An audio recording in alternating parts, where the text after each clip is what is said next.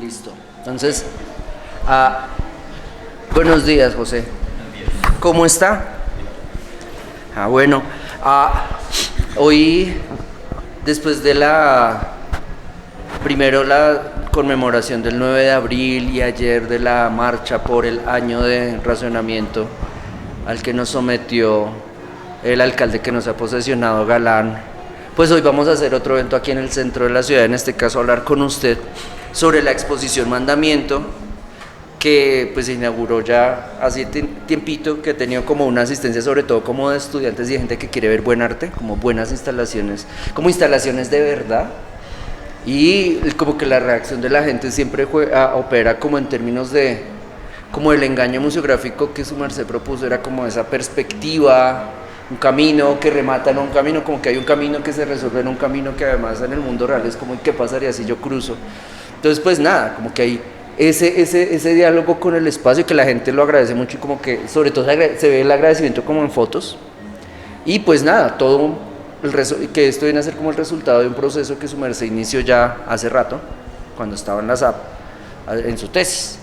Entonces, si quiere, para empezar, para darle contexto a la gente de por qué salió también este proyecto, pues es por qué tantos años llevo trabajando en eso, si quiere comentarnos desde la primera vez que empezó con la evolución que tuvo y para llegar acá. Bueno, este proyecto, bueno, sí arrancó, creo que desde que yo arranqué a estudiar en la SAP, porque... O sea, tiene más allá de la tesis, sí, 3 años más. Sí, claro. Claro, en ese momento yo me preguntaba, yo viví hasta hace 5 años en Soacha Compartir, que es como el último barrio como de Soacha, o bueno, en ese momento era el último barrio de Soacha, y como que yo siempre me había preguntado por las dinámicas del barrio, por lo que significaba vivir allá, trasladarme hasta allá. Pero claro, yo había como arrancado como en esta escuela que es hacer casas tristes, como un poco romantizando, como estas Sí, que a cosas. usted le tocó la generación de los que hace como que volvía en escultura el tujurio, que sí, que eso Sí, exacto. en arte cámara, eso fue la locura cuando usted estaba iniciando. ¿Sí? Exactamente. Y bueno, yo como que estaba muy interesado como por esa línea. Luego en la tesis yo estaba un poco harto de pensar como, no sé, como un poco poner ese lugar como de manera positiva, porque realmente lo que yo sentía viviendo en la periferia era malestar. Pero yo me preguntaba por qué me siento tan molesto. Si supuestamente... Pero era como ira, o sea, así como Sí, otra vez en el micro. Sí, y sobre todo era un malestar que surgió en el transporte público, porque yo me demoraba entre 2 y 3 horas para llegar allá. O sea, 2 y 2. 2 y 2. Exactamente. Exactamente. Y claro, cuando arranqué a hacer el trabajo de grado con Andrés, una de las preguntas era, ¿yo por qué siento tanto malestar pues habitando Soacha y en este traslado? Y claro, ahí me di cuenta que habían como un montón como de circunstancias ajenas a mí, en las que digamos que yo no les había puesto nombre. Cuando arrancamos a hacer el trabajo de grado, yo también me preguntaba, claro, ese malestar viene de la manera en la que yo fui un poco criado, en la manera en la que soy constituido, y es porque hay unos deseos que se configuraron por todas las circunstancias que me rodeaban. Entonces, no sé, hay como un afán de movilidad social, hay un afán de salir del barrio, y claro, eso lo que genera es un malestar con respecto al contexto en el que habitaba. Habían varios lugares, estaba ese lugar que era ese malestar de ser pobre y de querer ascender socialmente, pero también había un malestar por las condiciones sociales y económicas del barrio. Y ahí empezamos a hacer el rastreo de qué significaba el centro en relación el centro y la periferia, como ese término de centro-periferia. Y empezamos a hacer el rastreo y bueno, me empecé a dar cuenta que claro, que eso es estructural, que es mucho más grande que simplemente habitar Soacha porque era un designio divino. Volviendo a esta cosa que me constituía, era un poco a mí me educaron con la religión cristiana, Y claro, siempre pensé como que mi posición en el mundo se debía a un designio de Dios, pues que digamos que tenía que estar ahí porque había un destino más allá de lo que yo podía decidir. Y bueno, digamos que surgieron todos esos lugares en el proyecto de grado, pero claro, siempre estaba ese malestar y yo hubo una época en que hablaba mucho del poder y entonces que los poderes como que nos controlan, el poder que nos somete. Y Andrés me decía como, pues, pero póngale nombre a ese poder, porque siempre se habla como del poder y el poder, y como que es un ente ahí imaginario o invisible que uno nunca le pone nombre. Y en este proyecto de grado yo dije como, bueno, voy a ponerle nombre, ¿cuál es ese, cuál es ese germen de eso que me molesta tanto y eso que crea como estas condiciones sociales en las que unos son expulsados? Y pues fue el sistema económico. Claro, ahí me fui encontrando que hay una teoría que se llama el desarrollo como discurso, de Arturo Escobar, en el que, claro, después de la Segunda Guerra Mundial se hace como no sé, como que se redistribuyen los poderes en el mundo y quedan unos países siendo unos países como carentes de desarrollo. Entonces fue como una tarea que nos asignaron a los países de tercer mundo y que, digamos, una tarea que nunca se alcanza, pues, y en la que siempre debíamos estar como encaminados.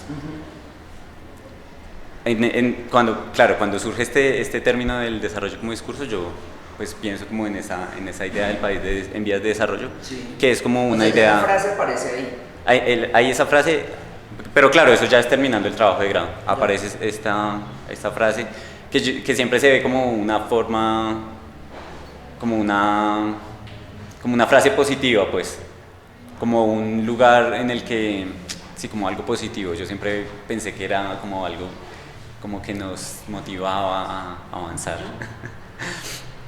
Luego me di cuenta, sí, como que leyendo y escuchando como videos, como revisando referentes, aparece esta frase, que es dejar hacer, dejar pasar, y claro, es como la primera consigna liberal que aparece en el sistema económico.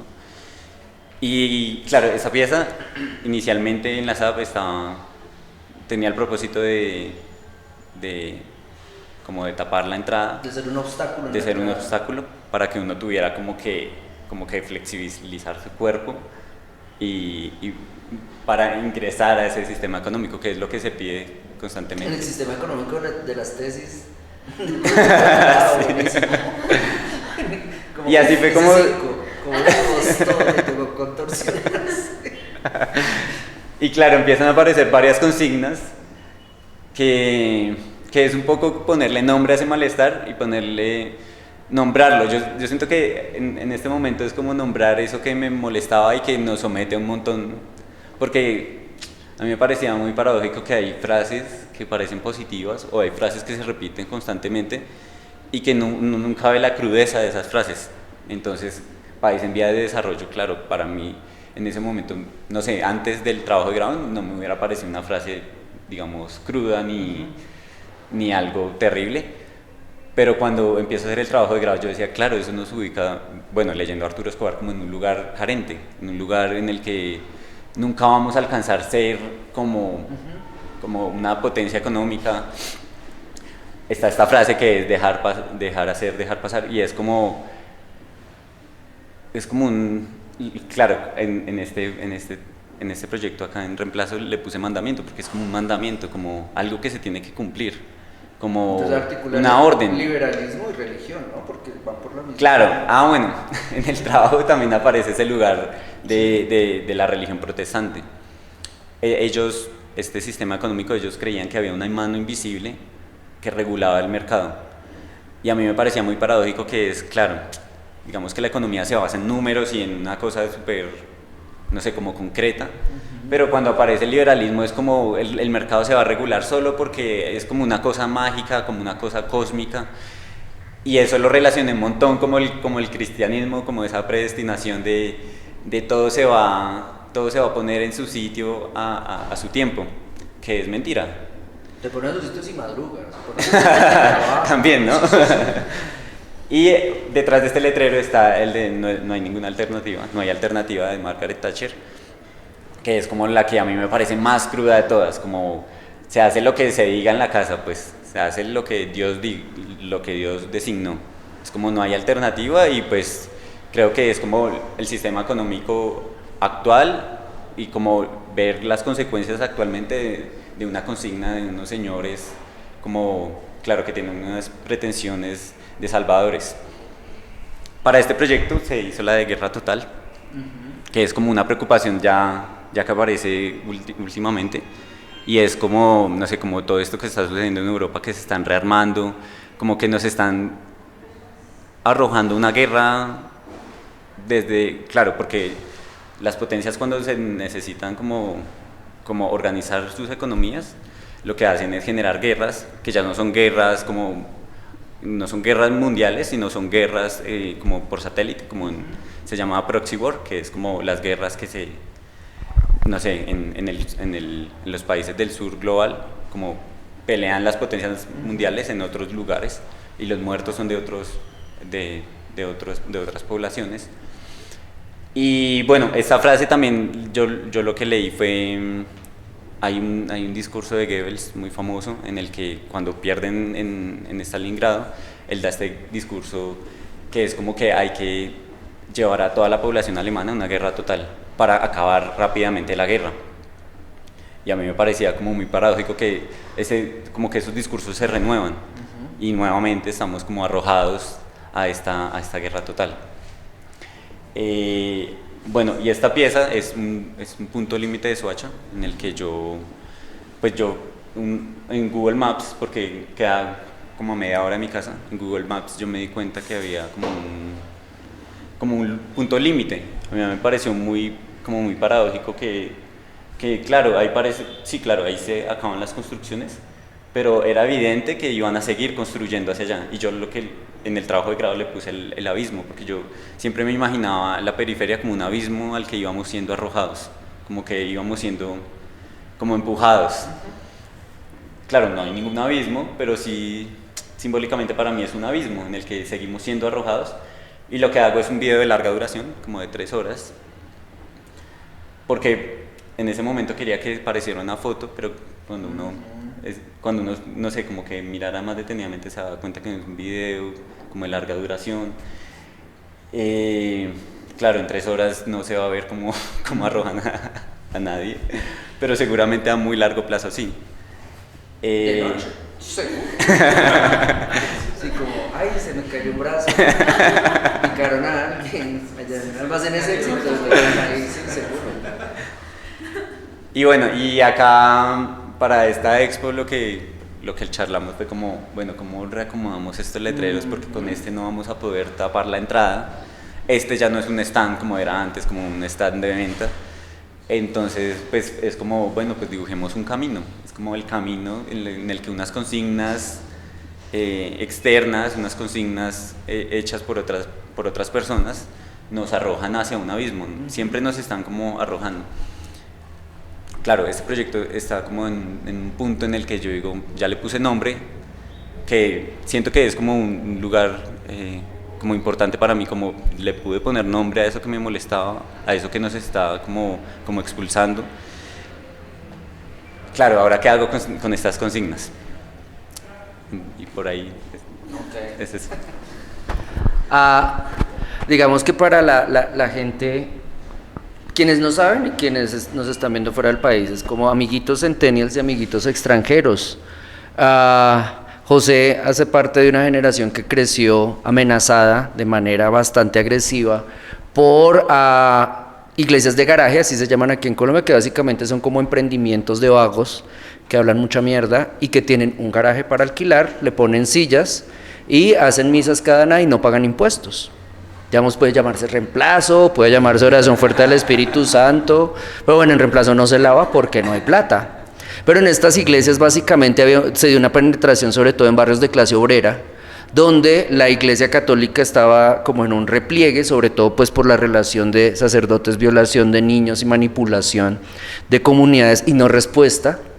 Y en el caso colombiano, digamos, en el caso de mi familia pasó que también vivían como en márgenes, en goteras, y ya sabía como la tía que está cagada, el tío que está cagado, o sea, desempleo, un desempleo constante o una extracción del sistema económico, pum, va a quedar de evangélico. Y manica, tal cual. Y lo peor era que entraban con una superioridad moral como típica, como ahorita ver un centennial, pero en el caso de ellos eran desplatados porque estaban obligándose a pagar un diezmo, y el hecho de pagar el diezmo y no sé qué, entonces llevaba a que nosotros, los que no pagamos diezmo porque pues todavía no vamos caber en esas redes mafiosas espirituales, como que éramos una mierda, etcétera, y se daba un lío como de una polarización rara respecto a esa introducción en la vida cotidiana de unas pautas religiosas que daban como esperanza en el mierdero, porque al final el evangélico no va a salir de la olla igual que el católico por haber entrado a esa mafia espiritual. De hecho va a estar más desplatado porque en vivo le van a decir como hijo de puta Vanegas, tú no pagaste el diezmo, vas a hacerte al infierno del uribismo.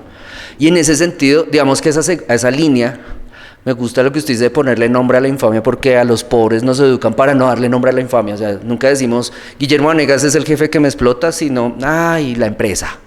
O Guillermo Vanegas es el que me acosa, por lo tanto tal, sino no, es la empresa. Y siempre como que se diluye la responsabilidad, porque un pobre no cobra y un pobre no se queja, porque por eso es pobre. Y me gusta también, respecto como hablando de la configuración y me gusta como esta puesta en abismo, que además está la palabra en abismo, ¿no? Como se me dice en abismo, de un paisaje y como de un futuro allá, que usted nos está señalando, un borde de Soacha, y hay que recordarle también a los amigos que no conocen este territorio, que Soacha está cerca de la fábrica de armas de Colombia, de Indumil, de la industria militar. Entonces mientras lo escuchaba y decía como esto es un abismo y nos botan, yo estaba pensando como, ¿será que, pues no se lo vamos a contar a nadie, solamente a quienes vean este video, pero será que la cámara está apuntando en los bordes de Indumil? No tiene que responder. ¿Qué pasa si después de la reja, de ahí para allá es la zona de pruebas de armas de Indumil? ¿Y qué pasa respecto a esas variables donde la guerra es estructural? O sea, su merced no deja de mencionarlo, que para muchos, pues Max Weber, Marx, Lenin, etcétera, la guerra es como el motor de muchos procesos económicos, que cuando no hay manera de mover esa economía es como la mejor manera de reactivarlo. Entonces hay una crisis o una burbuja, métale una guerra, marica, que eso vuelve a activarse. Y como este video muestra ese borde, además que es como muy lindo ese borde, o sea, es como muy atractivo, o sea, se ve, si uno se acerca se ve como un puntillismo raro, pues por la calidad misma del video, entonces uno es como, vanguardias, pero entonces hay nubes, pero hay montañas, entonces como que es sublime, ¿no? No hay un cultivo ahí de flores, sale un niño ahí, pero porque se le voló a alguien, no sé si le iban a pegar, y hay un perro ahí que sale uno y como, que lleva una mano de un desaparecido, y la misma calidad del video y el hecho que usted lo ponga en vertical, me llama la atención porque usted habla de que usted le está poniendo nombre a una molestia, o sea, ella está retratando una ira, pero el formato vertical no suele ser para paisajes, el formato vertical es para retratos. Entonces yo solamente quería preguntarle ¿por qué el formato vertical para un paisaje? Digamos así como por qué ese cruce de géneros pictóricos cuando estamos en una exposición que viene a ser como una evolución de un retrato, que su merced planteó pues ya desde la tesis, pero mucho antes, ¿no? Pues desde que cogía UCI, 2 horas, etcétera. Bueno, esta decisión fue más porque se viera como o sea, como gran parte del camino. Cuando yo o sea, el recorrido, porque cuando yo lo ponía horizontal, se cortaba mucho el camino y no se alcanzaba a ver la imagen. Sobre todo es por eso esa decisión. Claro, con respecto a lo que decía ahora, en el proyecto de grado yo me daba cuenta que todo lo que se expulsa del sistema económico se expulsa geográficamente. Uh-huh. Entonces, donde se fabrican armas, las cárceles. ¿Tienen cárcel allá también? En Soacha no hay una cárcel, pero por ejemplo, si uno ve en Usme, en la periferia de Usme, claro, cuando digo periferia de Usme ya es periferia, pero digo cuando las afueras de Usme hay otra cárcel, hay como que se arroja todo lo que no se quiere dentro de la ciudad. Y resulta paradójico porque cuando uno ve el centro de la ciudad está deshabitado en la noche, es como un lugar en el que no vive casi gente porque todo se arroja hacia afuera. claro, la decisión del paisaje también había como una preocupación y era yo cómo observo este lugar. Yo, José, o sea, yo en primera persona. Como, también como estudiante de artes plásticas, que claro, que a uno lo educan para observar como desde este lugar lejano, como uno ajeno, como en el que uno no pertenece, sino uno solamente retrata una situación, ya sea triste o feliz, o lo retrata como un paisaje, como una persona. Y un poco pasa con este video, como que yo me alejo y lo retrato. Pero claro, digamos que el juego está cuando yo lo nombro y digo que eso es un abismo y nos están arrojando. Sí, en el trabajo de grado yo me preguntaba como, claro, porque ese lugar también es como un lugar no sé, como que parece positivo, como en las artes plásticas. Como ir al campo y pintar, sí, y como hacer acuarelitas y estar como alejado de ese contexto. Eso es casi positivo terapéutico. Sí, pero realmente como que registrar este lugar pues no sé, me hace parte y no sé, me condiciona de alguna forma. Pero bueno, el formato fue por esa decisión, como solamente... Okay, ahí quería preguntarle sobre la elaboración del video respecto a lo logístico. O sea, 3 horas con equipos que son autónomos, como que no hay posibilidad de cablear nada, ¿sí? No puede poner una planta eléctrica tampoco por la bulla misma que generaría ella. Y 3 horas en un espacio que yo no sé, ahí eso es público o privado, primera pregunta. 2, ese espacio, ahorita que usted hablaba de la acuarelita, eso también pensaba como un pobre hace acuarelas cuando sale a hacer paseo de olla, y es que uno va y mira matas y después se vuelve a su barrio de mierda, atravesando un trancón de mierda y odiando haber abandonado las matas que fue a ver en su paseo de olla. Y si uno tiene como hijos millennials, pues ellos le dicen recoja el mugre y eso, entonces uno va también con su basurita para la casa después del paseo de olla. Pues entonces respecto a este espacio es eso, público-privado, esas 3 horas que tranqui o pendiente como de manica, o sea, ya se metieron al conjunto.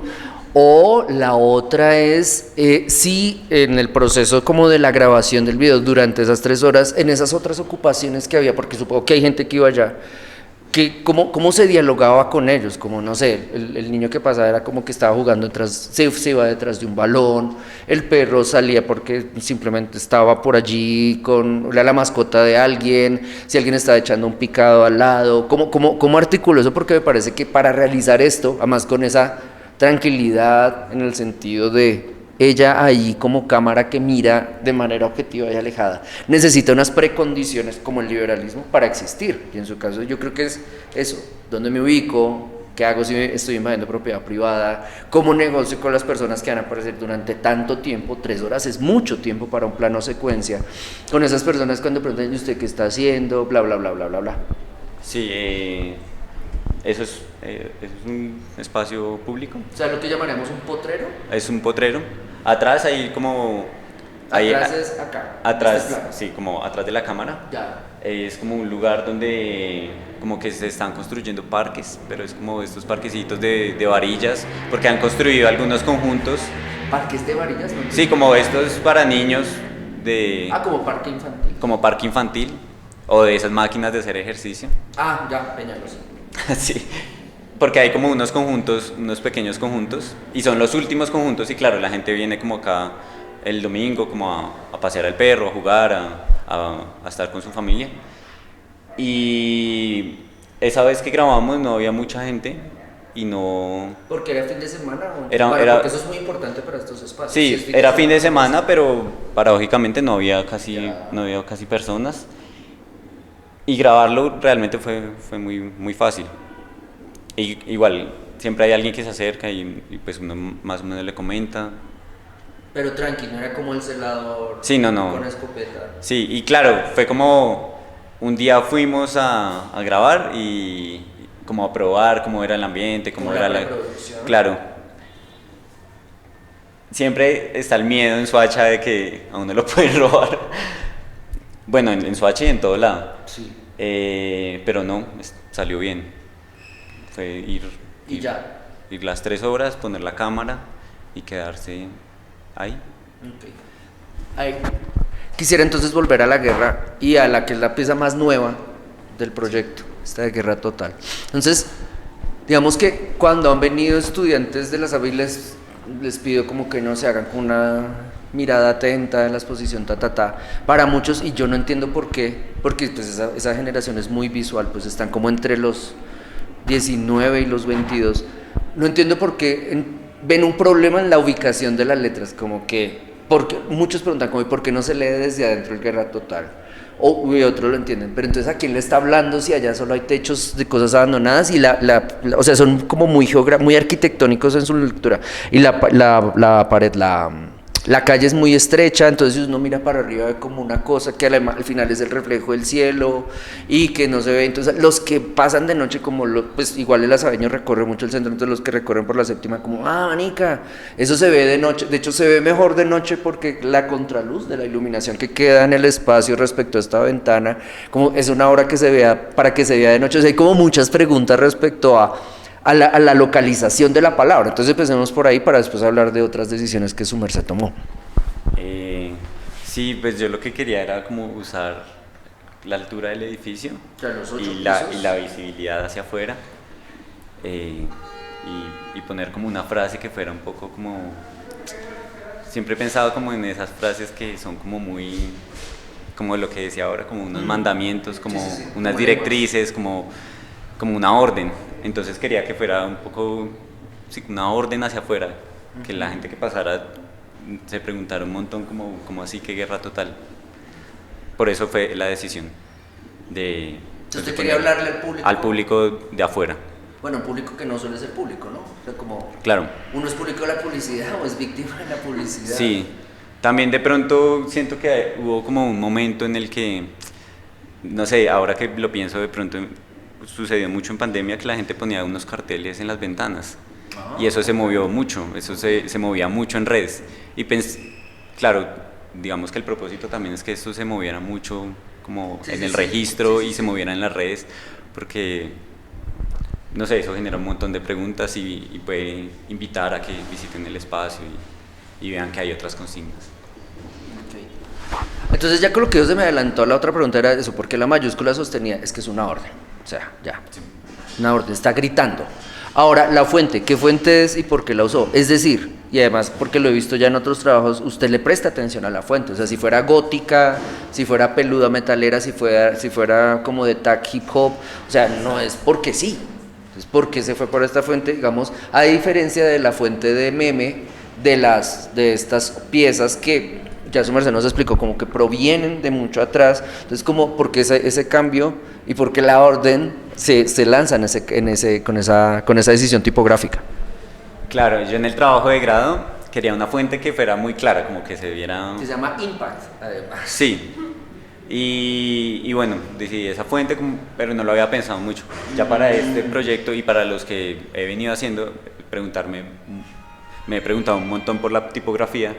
Y esta tipografía es de una película que se llama Koyaanisqatsi, en la que él como que hace unos planos larguísimos acerca y como una problemática, bueno, una problemática no, como que registra un poco cómo funciona el capitalismo. Y esa película a mí me gusta un montón y la fuente me encantaba. Entonces yo elegí esa fuente porque me gusta un montón la película. Claro, es una afinidad con la fuente. Y por el contenido de la película. Ya. Entonces busqué la fuente y la redibujé y la utilicé para esa pieza. Claro, en esta como que no lo tenía tan claro, no tenía tan claro la tipografía. Ahí sí, de hecho, pues digamos como que el asterisco para la gente que esté en Bogotá, aparece Koyaanisqatsi de hecho, y en la colección del Banco de la República, la presentación de nuevos nombres, el título de la exposición, excavar hasta para llegar hasta las estrellas o algo así, o hasta, tiene que ver, y ahí está muy relacionado con Koyaanisqatsi. De hecho, como que el curador toma parte, se hace una lectura atenta de esa película y extrae un elemento para generar como un eje curatorial. Como que me gustan esas sintonías que se dan, como que también hablan como de gente pensando respecto a esta problemática, un poco como acercándose a las mismas fuentes, que me parece muy interesante esa resonancia. Digamos que respecto al proyecto como tal, es chévere hablar de la competencia, y además en un proyecto que habla de liberalismo y no liberalismo. Y es que su merced el mismo día que inauguró acá, inauguró en otro espacio y estableció algo que es muy raro, pero así como extrañísimo de ver en gente de su generación y posteriores, es como poner a hablar espacios simultáneamente. Digamos que al contrario, su merced como que elude como ese encerramiento en espacios y como en comunidades, en grupitos donde la gente enminga mentalmente creyendo que tiene amigos, pero no va al otro lado porque ya al otro lado están como los haters o los no amigos, por lo tanto, como el entorno con el cual hay que chocar. En su caso, no. En su caso es como que inaugura en reemplazo, pero al mismo tiempo, literalmente al mismo tiempo, está inaugurando en el espacio en blanco de El Dorado. Y además hace una evolución, como que itera este proyecto, vuelve a reflexionarlo para montar allá otra versión. Y no se omite, de hecho creo que se somete más bien al problema que tiene un montajista cuando tiene muchos puestos, como nos toca a todos en la puta vida, y es como, manica, en este modelo donde no voy a llegar a fin de mes con un solo puesto, me toca con varios, pero me toca reventar la agenda, cagarme el sueño, cagarme la relación con la pareja, porque te estoy pensando en el trabajo y responderle a muchos patrones. Entonces en este caso, un poco para que nos dé contexto y para que la gente también vaya, ¿qué es lo que está pasando en Espacio en Blanco? ¿Bajo qué contexto llegó? Digamos, porque aquí fue invitación directa, allá fue otro modelo. Y pues ya hablemos del proyecto allá también. Listo. Esa es una convocatoria, Espacio en Blanco es una convocatoria que sale cada año, en la que eligen cuatro artistas que presentan un proyecto para montarlo en un espacio, como en una sala alterna que ellos tienen. Yo me presenté el año pasado, claro. Ahora lo que decía que este es como un primer momento en el que yo le ponía nombre a esos poderes que me generaban malestar. Yo duré mucho tiempo pensando, ¿y ahora qué hago con esto? Porque es lo que le pasa al artista, bueno, como que tanto esfuerzo después debajo de la cama, como en un garaje. Sí. Eso frustra. No, y también porque yo lo que pensaba es como... Claro, es algo que me incomoda, pero yo es como haciendo letreros y poniéndolos como un poco, como, no sé, que desde otro lugar podría leerse como que, como los estoy exaltando, los estoy, como poniendo, como homenaje. Entonces yo pensaba como, no, yo lo que quiero es como destruir esto, porque siento que hay varios pasos para un poco pensar en cómo acabar un sistema económico y primero pongámosle nombre a ese sistema económico y pues luego precipitémoslo más bien a ese sistema económico, a un abismo o a una quema vamos a ver cómo lo acabamos para luego ahí sí imaginar otros mundos. Entonces yo me pregunté un montón el año pasado qué pasaba con estas piezas y dije como yo lo que me imaginé fue como yo quiero quemar esos letreros, pero claro, logísticamente pues requiere un espacio gigante, un permiso de bomberos. Ya en la universidad había leído un texto que se llama Los modelos son reales y él plantea un poco como los modelos, que claro hay muchos modelos de pensamiento, pero también las maquetas ya hacen parte de, digamos que no son como un boceto de algo posible, sino la maqueta misma es, digamos que coproduce la realidad, produce la realidad. Entonces lo que yo dije fue como, bueno, yo cómo imagino el fin del sistema económico. Me pregunté mucho el año pasado cómo yo imaginaría el fin del sistema económico. Usted está respondiendo una pregunta que existencialmente no podemos responder, ¿no? Sí. O sea, se le mide. A ver qué. Sí, y lo que hice fue como, bueno, voy a pensar en los, digámoslo así, como monumentos que quedan cuando se acaba un sistema social.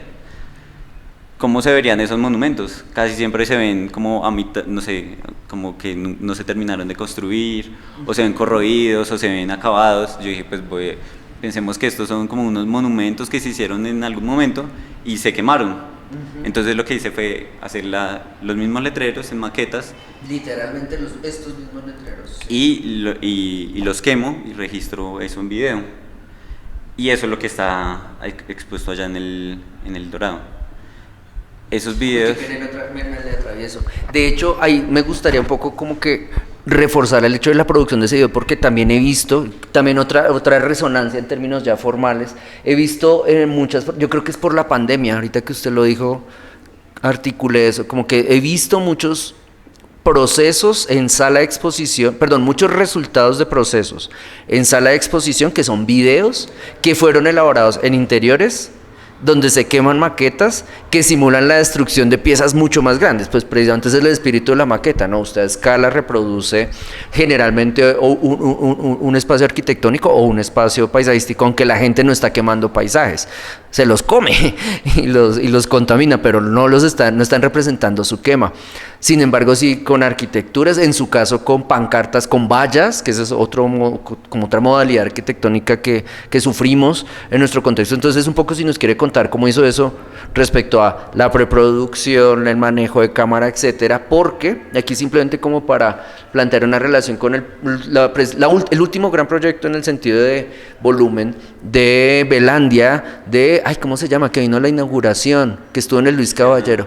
Hernando Belandia apuntaba muchísimo a eso, elaboración, o sea, como una gran destreza escultórica que él ya la posee desde mucho antes, que se pone en juego en el desarrollo casi hiperrealista de maquetas para después quemar todo ese esfuerzo en un plano secuencia frente a una cámara y donde deja ver evidentemente el armazón de la maqueta, etcétera, y esa documentación plantea eso, como qué pasaría si destruyera esto, o en su caso me parece que es mucho más amplia y más sofisticada la pregunta, como ¿cómo quedaría el capitalismo después de que lo quememos? Sí, bueno, eso lo que yo hice, claro, cuando me presenté yo hice unas maqueticas muy sencillas. Cuando se presentó es cuando me presenté para documentar la convocatoria. Sí, para la convocatoria. Yo hice unas maquetas pequeñas y las quemé, pero claro, se notaba mucho como que eran de papel y yo quería que se vieran como mejor el resultado y bueno, no grabé con una cámara tan chévere. Lo que hice fue nuevamente construir, claro, cuando ya pasé, nuevamente las construí y hice ese video en un espacio interior, un espacio... ¿Cómo manejo el humo? Dime. El humo. No salió tanto humo. No, claro, pero no es como un espacio... No, pero cuando digo un espacio interior no me refiero como a un... No es un cuarto. No es un cuarto, sino es como un patio. De Claudia López. Es un patio y bueno, y ahí pusimos la cámara a grabar largo tiempo. Si es un patio, se aprovechó luz día para iluminar. Para iluminar, sí. O sea, no hay luz. No hay luz. Uy, ok. Que yo juraba que había luz como dirigida, como... No, sí, utilizamos. Nos hizo como Méliès trabajaba con la luz día y hacía plano secuencia en su... ¿Cómo se llamaba? En el estudio de George Méliès era... Ay, no me acuerdo ahorita, que es el nombre de una escuela de cine acá. Black Maria. Que era como un espacio donde aprovechar la luz del día tal cual, y hago la sí, y ahí quemé eso, y bueno, también fue como... ¿Cuántos ensayos? Sí, solo habían hecho, pues las maquetas que quemé, solo había hecho... Sí, y bueno, era como saliera, podía salir mal o podía salir muy bien, claro, siempre puede salir mejor, pero salió bien. Después... Yo me imaginaba eso proyectarlo muy grande, pero el espacio allá en El Dorado no daba, entonces lo que se decidió fue nuevamente hacer como una especie de letrero, como un poco utilizar el formato del letrero. Y no entiendo nada, es decir, enmarcarlo, no entendí. O sea, lo que yo hice fue nuevamente hacer una estructura como si fuera el letrero. Y ponerle papel y sobre ese papel proyecté los videos. No me había dado cuenta. Entonces es un poco como... O sea, la superficie de proyección es un letrero. Es un espacio disponible para un letrero. Sí, exactamente. Ok. Entonces eso fue la manera en la que proyecté. ¿Cuál era la otra pregunta? No importa. ¿Y los desechos? ¿Qué hizo con los desechos? Porque bueno, los desechos yo los guardé. Es una pieza muy interesante, que hecho para mí es como la más importante en esa exposición. Sí, claro. Que además es otro remate visual de un recorrido, ¿no? Sí. ¿Qué hizo con eso? Sí, los desechos, yo no sabía cómo iba a quedar eso cuando lo quemé, porque puede que no quede nada o puede que quedaran pedazos.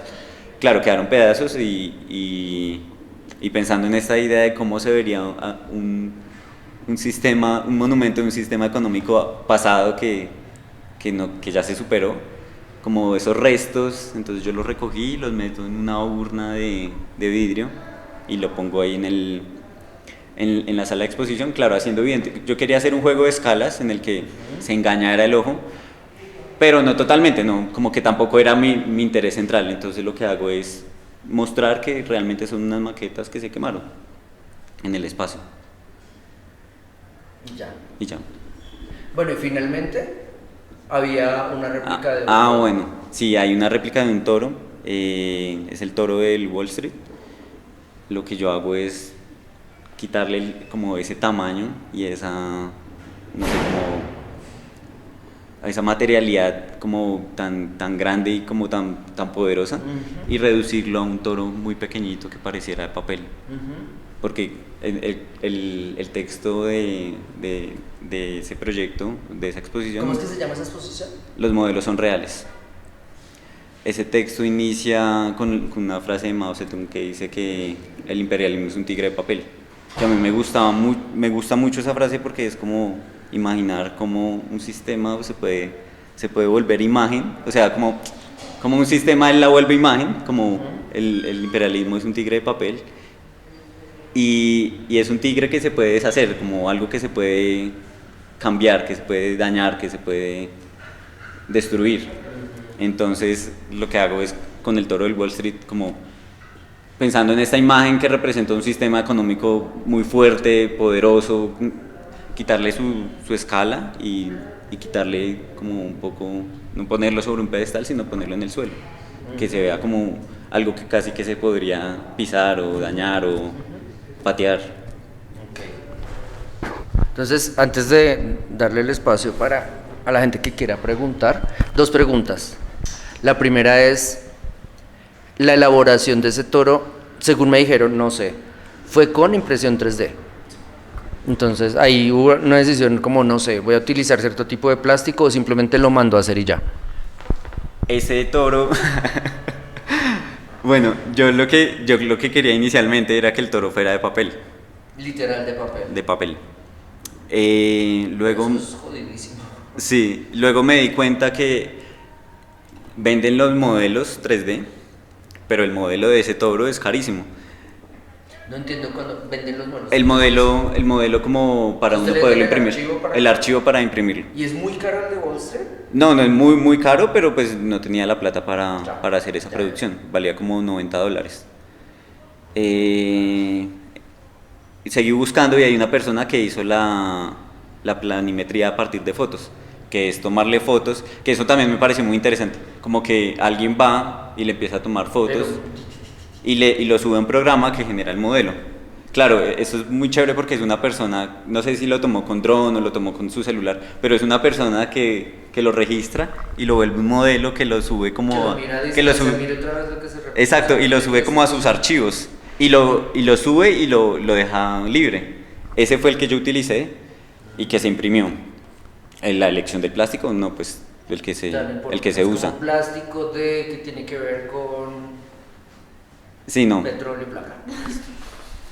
Y la última pregunta también relacionada ya con el objeto del toro es, ¿ese toro tiene futuro en su obra? Es decir, así como existían las alcancías de la vivienda para vendernos el sueño, era muy gonorrea porque se lo dan a uno de niño. Y era con colombina de forma de casa de la vivienda. Entonces es como, mira, aprende a ahorrar. ¿Quieres casa? Empieza desde tercero de primaria, puto. Que nunca vas a tener... Y uno se ahí, la monedita y llegar a las de 500 y las de 1000. Pero al final uno necesitaba plata para tirárselas en maquinitas y entonces uno rompía la alcancía. Su merced no ha pensado en la posibilidad de volver, es que eso es merchandising, de volver pieza de mercadeo, ese objeto toro con esas condiciones, como qué pasaría si fuera una alcancía dorada, ¿por qué no dijimos eso?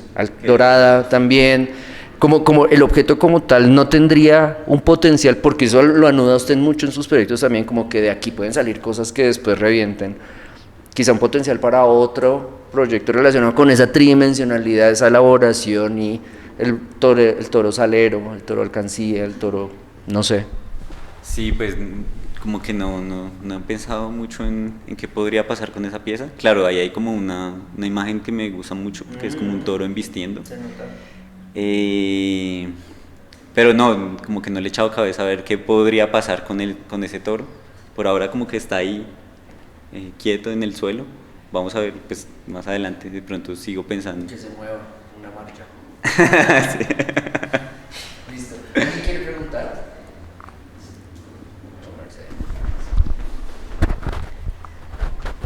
Bueno, a mí me gustaría como retomar esta pregunta que se tenía acerca del video sobre los sujetos que salen en el video y puntualizar en algo que creo que pasaste un poco por alto o se eludió de pronto por todo lo que se ha conversado, y es qué pasa con este sujeto que finalmente sale, incluso sale de la toma, pero se sale del camino. ¿Qué sucedió y por qué aparece esa persona y por qué no lo sacas de ahí? Porque al final, al cabo, mucho del video es en esta confusión de registro fotográfico y registro de video. O sea, puede estar como estática y finalmente pudo ser así todo el tiempo, pero este personaje sí sale. Entonces quisiera que profundizaras en por qué y cuál era la intención un poco de que ese personaje se mantuviera ahí. Bueno, claro, este video es como un plano secuencia en el que yo no corto. Y al final sale un niño que luego, claro, en la conversación con la gente es como que un niño que aparentemente está enfermo, que tiene discapacidad cognitiva, y él se va caminando y como que es un niño que le gusta salir y como irse y sentarse, no, como que se sale de la casa, se escapa y sale del video, que es el final del video. Él sale, camina y se va y se sienta como en ese pasto que hay ahí. A mí me parece una imagen muy bella, como este sujeto.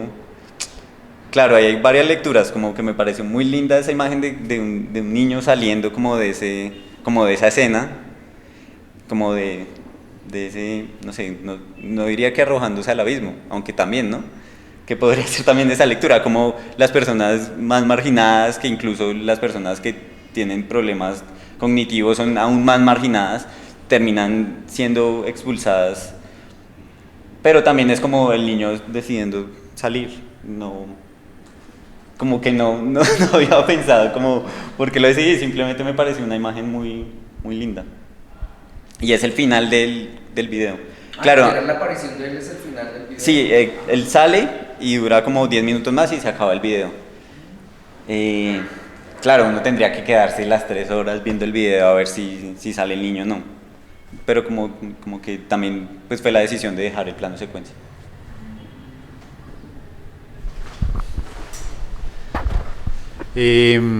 Yo quisiera como volver un poquito, como en algunos momentos de la conversación fueron hablando o apareció como mencionado esporádicamente el asunto de la materialidad, pero creo que estaría chévere si nos cuentas un poquito más a profundidad, que claro, lo que nosotros terminamos viendo en las piezas siempre es como una configuración textual que produce imágenes, pero también las decisiones materiales que hay detrás del cómo se hacen estos letreros. Creo que es como súper importante como volver sobre eso, porque tiene todo que ver con algo que Guillermo también mencionaba cuando hablaba de Indumil, y con muchas cosas que tú fuiste descubriendo durante el proceso, que es que hay unos colores, hay unas materialidades asociadas al desarrollo, pero también hay como una persistencia de unas capas de polvo, por ejemplo, en Soacha, asociadas a las canteras de arena que están hacia las afueras. Es decir, hay como toda una relación también de materiales que constituye el por qué están hechos de lo que están hechos estos letreros. Y algo que me gusta mucho también de esta versión, digamos, como del montaje del proyecto, es que aquí las estructuras son más evidentes, pero son unas estructuras que no se ven precarias, pero sí muy débiles. Y eso a mí me parece que es muy interesante en términos de lo que sostiene esas ideas, ¿sí? La potencia que hay detrás del movimiento, digamos, como de los modelos económicos, pero al mismo tiempo la fragilidad de lo que los sostiene, porque es un acto de fe, al igual que la religión, ¿sí? Y simplemente un paréntesis para cuando tú hablabas del por qué el formato vertical, también hay una imagen asociada muy específica que a ti te interesado, que es una imagen cristiana del camino, un camino que va hacia el cielo y otro que va, y eso tenía una verticalidad que también hacía que se cruzaran como las conexiones ahí entre este final de camino, que es un camino que no conduce a ningún lado. En cambio en esta imagen cristiana o te lleva al cielo o te lleva a la mierda, ¿no? O sea, es como a la perdición o a lo mundano. Entonces eso cruzado con desarrollo, pero también con el desarrollo entendido como una expansión urbana, que uno no sabe hasta dónde va, sobre todo cuando no es parte de estos contextos de la periferia, pues uno cree que la ciudad va para todo lado y realmente hay un borde, pero bueno, eso, como ese paréntesis. Gracias. Sí, la materialidad, no hablamos de eso. Claro, cuando yo hice estos letreros me preguntaba cómo montarlos y pensaba mucho en estos rótulos como estas vallas publicitarias antiguas, que es como un poco ese imaginario de cómo es cuando llega el progreso a una ciudad. Como siempre me ha interesado mucho estas imágenes del modo de vida americano, que es como la señora en la cocina, el padre como trabajador, una casa hermosa, un carro, unos letreros así como lindos. Yo quería como hacer unos letreros parecidos, como utilizando ese lugar. Y así intenté, claro, que se parecieran a eso, como unas estructuras parecidas, o que remitieran a eso, no sé si lo hacen. Y cuando decido hacer que primero era un stand, pensé en la brea porque es un material que nunca está estable. Es un material que está siempre en un estado sólido y líquido. Y a mí me interesa mucho de este material, que es un material que tiende hacia el suelo, como que se tiende por la gravedad y por su propia materialidad, tiende a caerse, a derretirse. Entonces, y claro, yo lo crucé como cuando asfaltan las calles, que es como, claro, hay una invasión o cuando la gente va a vivir, y cuando llega el progreso es cuando se asfalta en la calle, y eso se hace con la brea y con la gravilla, y ese olor a mí me llamaba mucho la atención, y por eso decidí utilizar ese material. Como es un material que pareciera hablar del progreso y el desarrollo, pero es un material que, si uno ve sus condiciones físicas, tiende hacia el suelo, como estas ideas pueden tender a caerse. Atrás del letrero está escrito con grasa animal, y eso surge más como de una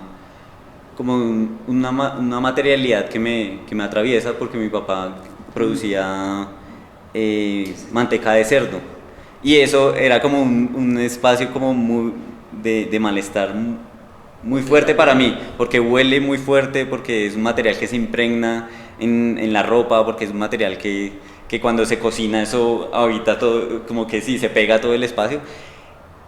Y claro, esa materialidad, digamos que me atravesaba y me interesaba un montón, entonces lo que hago es como desde ese lugar de malestar generar esta otra frase.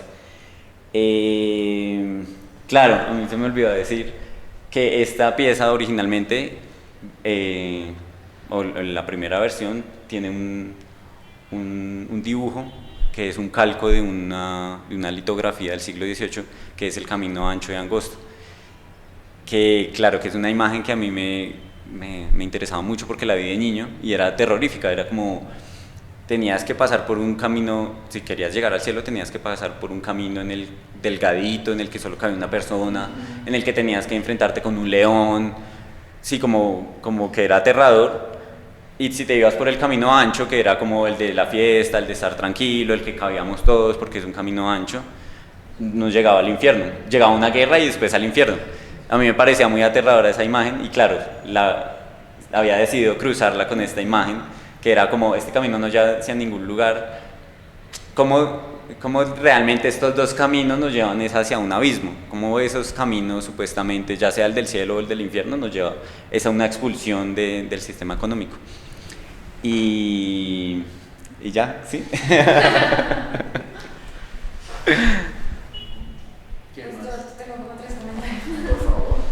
Pero son chiquitos, pues. Uno es, yo pensé que como la verticalidad de la pantalla estaba conectada también como con el dispositivo del celular. y también la calidad del video y pues como que es con lo que grabamos normalmente. Entonces pues pensé, pero no, ya entendí que no. Esa es una cosa. Otra cosa es que si estas frases nunca las pensaste como en las vallas, literalmente en la calle. Sí. O no sé si me perdí esa parte de la conversación. Sí, claro, yo siempre me imaginé como, bueno, es que también, no totalmente, como me las imagino, a mí me gustaría hacerlas gigantes, pero claro, como que no quería como hacer unas frases en las que pareciera uno más un homenaje, como hemos dicho ahora, sino que tuvieran como una relación como con eso con esa crudeza de la frase. Entonces, ponerla en una valla de pronto se leería de manera distinta, como algo como positivo, pensaría. Es que también pienso un montón como en estas frases que tú decías, como, no sé, también pienso, por ejemplo, como en países en vías de desarrollo, entonces también como echar para adelante, bueno, como es que también son frases que contienen violencia. Entonces, ¿cómo se pueden, cómo pueden circular afuera, como en la calle? Y entonces ahí está conectado con con una pregunta que puede ser, digamos que ya en la exposición del Dorado, pues está como quemándose. Y pues, o sea, entonces, ¿qué pasa después? Como de que se quema, o sea, como que, ¿qué ocurrió después? Como de qué otras formas se puede quemar el sistema económico, como qué otras formas encuentras como performáticas, como en otro modo de circulación, porque acá después a lo que se está quemando y que puede haber como un eterno retorno, como siempre va a estar como destinado a quemarse, pero como también se puede usar este proyecto como para que circule de otra forma y que literalmente como en acciones chiquititas pueda quemar el sistema económico. No quemar el sistema económico en general, o sea, grandotote, pero guiñitos. Yo sé que no, o sea, yo sé que no, pero guiñitos. Sí, ya. Sí, pues claro, yo lo que decía, yo me acuerdo que lo que yo hablaba con Andrés cuando hacía el trabajo de grado era como que era como un pequeño gesto, como que yo me imaginaba unos pequeños gestos que se oponían al sistema económico, como, sí, como una pequeña venganza de ese malestar que yo sentía. Claro, digamos que a mí lo que me interesa por ahora es la precipitación. Como que, claro, la quema tiene múltiples lugares que es como, no sé, como de purificar, pero en el Dorado lo utilizo más como una forma de acelerar, como de cómo destruir esa maqueta. O sea, lo pienso desde ese lugar, como acelerar ese sistema, como esa destrucción.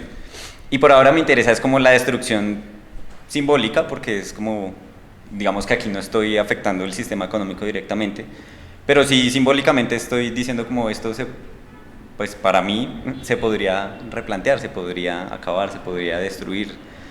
Por ahora estoy como en ese lugar, como después no sé, no sé cómo imaginar otros mundos. Pero claro, es como una pregunta muy importante porque que es lo que pasa mucho con los sistemas, las alternativas a sistemas económicos, como que nunca se plantea a largo plazo qué hacer.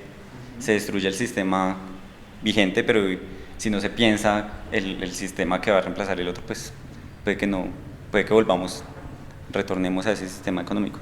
Pero sí, por ahora yo estoy pensando como en esos monumentos de un sistema económico como pasado, como, no sé, como pensar un poco como imaginar el mundo después del capitalismo, cómo se verían esos monumentos que quedaron atrás, no sé, cómo se vería el toro del Wall Street, seguramente todo corroído, sin un cacho, pero que se mantiene porque es como recordarnos ese pasado al que no vamos a volver, algo así. Y pequeños gestos, no sé, de pronto estos son por ahora pequeños gestos, no se me han ocurrido más.